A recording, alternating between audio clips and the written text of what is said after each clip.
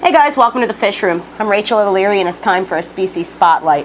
This week I want to talk to you about Boraras brigittae, my favorite fish for the small aquarium.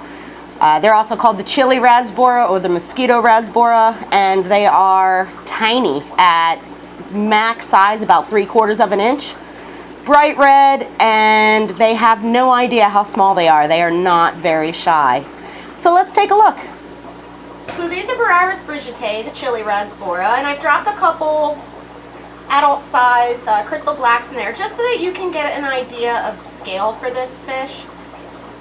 They're very tiny, very torpedo-shaped, but not particularly shy. I find them to be pretty outgoing and actually really easy to feed despite their small stature.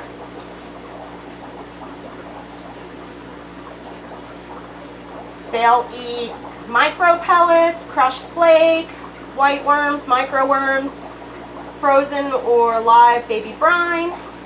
These guys come out of Borneo from relatively dark water or black water streams, which are pretty dimly lit. So in your aquarium at home, they really do best with a lot of planting, some leaf litter, some driftwood. But again, they're not particularly shy.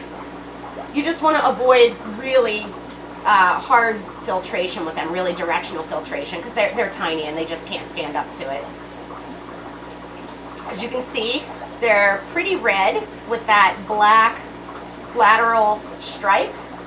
They're adorable. The males are slightly thinner and a bit redder. I have bred these, but I haven't really gotten any sort of volume out of them. I may try them outside this next spring. They seem to be continuous spawners but don't produce a whole ton of eggs. I'm going to try and see if I can't increase that yield in upcoming year. It's one of my goals with this fish. They accept a wide range of parameters, pH of 4 to 7, temperature of 70 to 82. They do best with other small peaceful fish like the cubatai or espies, dwarf cories, danianella, odos, rosy loaches, or other pectoralithae species. And they're actually really great with the smaller wild bettas and licorice gourami. This is a shoaling species. They're not very good directionally, but they are very social. So, you know, a group of 8 or more is best. I really like more with all small fish. I find it makes them more comfortable and outgoing and just makes a cooler display. And again, this is a fish that I like to keep with shrimp because they don't seem to have a particularly strong prey drive and they are tiny. And while any fish will eat newly hatched shrimp, I really feel like these guys do very well with them, and populations tend to do okay with areas of dense planting. Again, if your goals are a shrimp breeding tank, you shouldn't have any fish. But if your goal is an active, colorful community, these guys are great.